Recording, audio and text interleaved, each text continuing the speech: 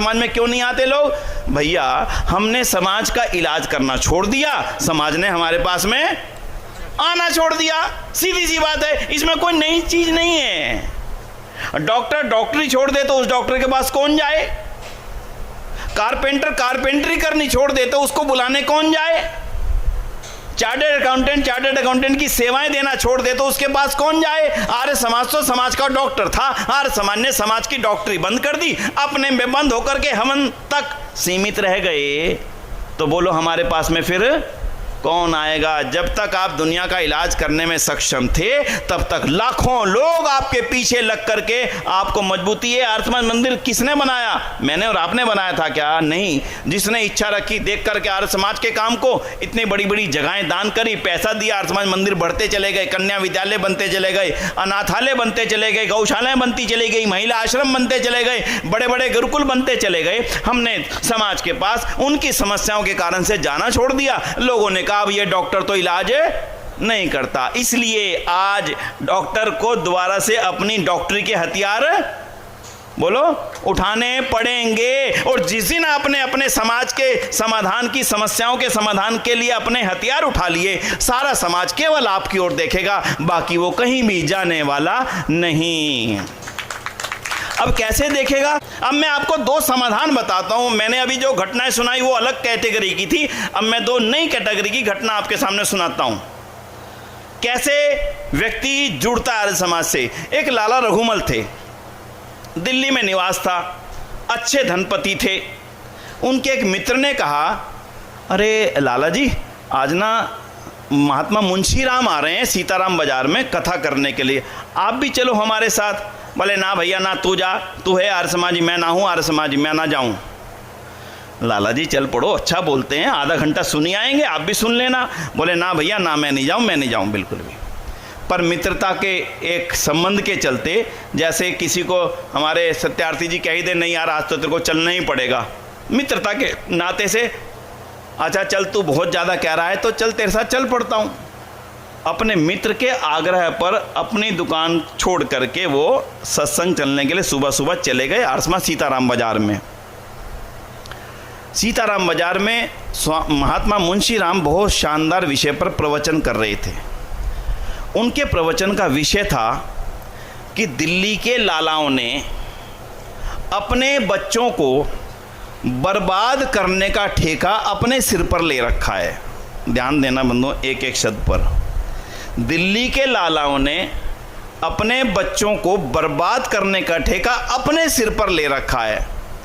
इसलिए मैं दिल्ली के इन लालाओं से एक निवेदन हाथ जोड़ के करना चाहता हूं, अपनी दुकानों के ऊपर जो इन्होंने कोठे नाचने वालियों को किराए पे दे रखे हैं, उनसे आपकी अगली पीढ़ी बर्बाद ही हो रही है। आप सोच रहे हो आपके पास पैसे आ रहे हैं, लेकिन वो आपकी अगली पीढ़ी केवल बर्बाद हो रही है। जिस पीढ़ी के लिए आप पैसा कमा रहे हो वो पीढ़ी तो वहां जाके बर्बाद हो रही है। इसलिए हाथ जोड़ के मेरा निवेदन है, उन कोठों को आज ही बंद कर दो और उनसे जो हानि पैसे की होगी परमात्मा उससे कहीं गुना आपको प्रदान करेंगे।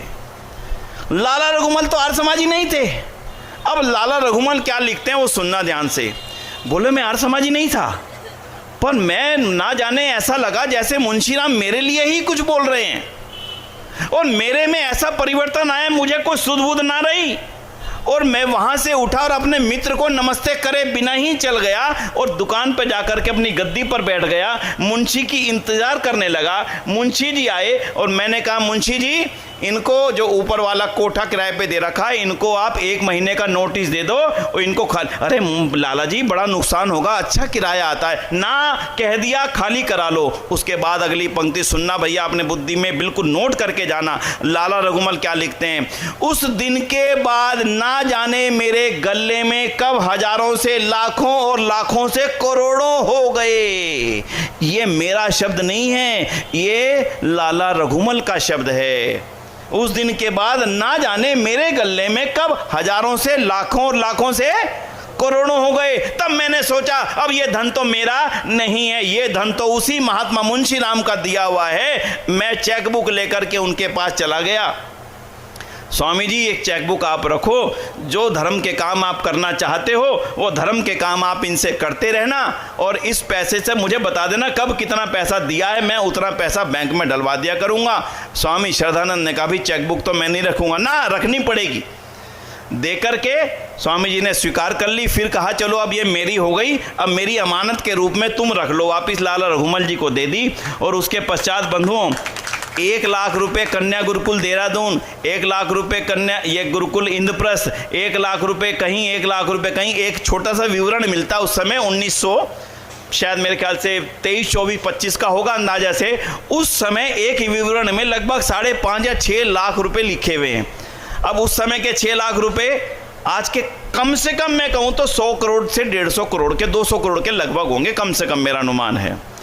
बंधुओं कैसे परिवर्तन आया?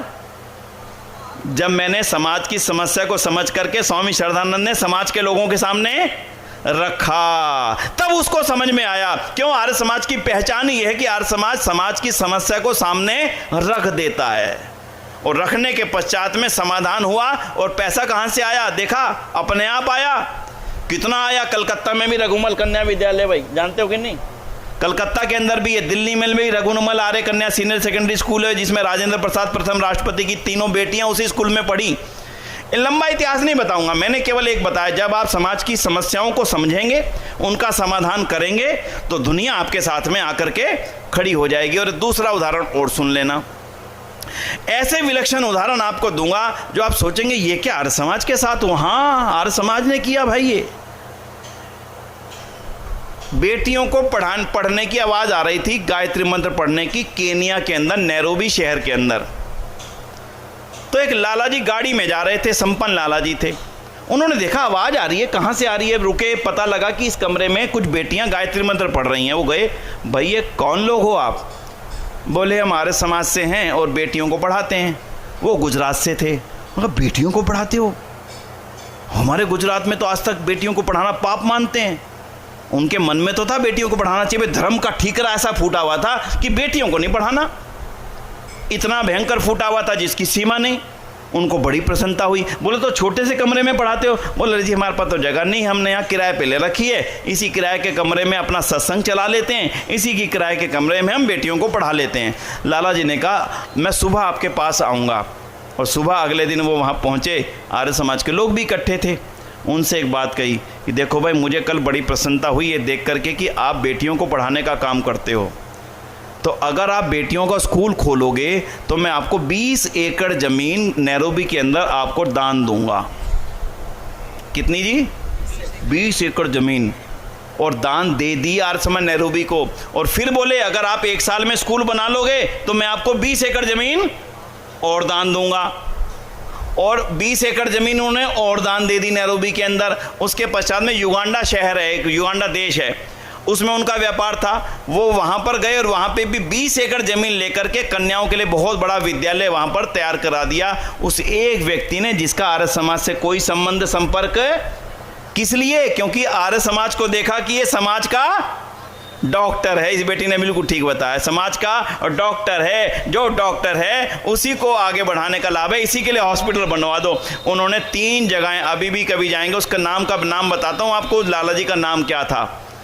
उन लाला जी का नाम था नानजी भाई कालीदास मेहता, जिनकी पौत्र वधू का नाम है जूही चावला, जो फिल्म की बहुत बड़ी हीरोइन हुई है। उसके पति का नाम है जय मेहता, और जय मेहता उस नानजी भाई कालीदास मेहता का पौत्र है। और उन्होंने ही जब भारत आए तो कहा, उस जिस ऋषि दयानंद ने प्रेरणा दी थी बेटियों को पढ़ाने की, उनका जन्म स्थान देखना चाहिए जाकर के। तो टंकारा गए, टंकारा जाके देखा तो वहाँ तो कोई जन्म स्थान ही नहीं था। तो उन्होंने उस राजा से, टंकारा आप में से कौन कौन गया है? जगह देखिए जो टंकारा का पूरा, वो सारा का सारा उसी नानजी भाई कालीदास मेहता ने वहाँ से आकर के यहाँ खरीदा और वो टंकारा ट्रस्ट को दान दिया। जो राजा का महल जिसमें इस समय टंकारा ट्रस्ट सारा कार्यक्रम चलता है यशाला, वो उसी ने खरीदा, वहाँ उनका नाम भी लिखा हुआ है। और फिर उन्होंने अपने गांव पोरबंदर में जाकर के बहुत शानदार कन्या गुरुकुल बनाया, जिसका नाम है आर्य कन्या गुरुकुल पोरबंदर। और फिर उन्होंने ही गांधी स्मृति भी बनाई पोरबंदर में, जहां गांधी जी का जन्म हुआ था।